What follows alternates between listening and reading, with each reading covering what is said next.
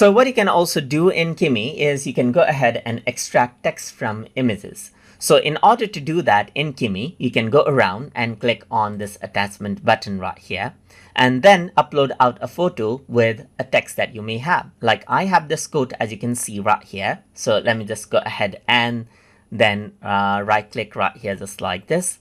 And then edit this with photos. Let's say, for example, to open this up with photos right here, just like this. So here you can see that I got a picture with some words in it. So let me just go ahead and then double click on this, and I can simply go ahead and say, give me the text in this image right here, just like this. So once you go ahead and do that, then what happens is that it'll actually analyze this particular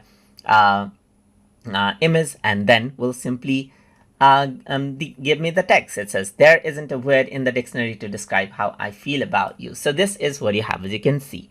And that is how you can extract text from images and use Kimi as an OCR, just like that, as you can see. So hope you guys learned something as always. And as always, please like, comment, share, and subscribe.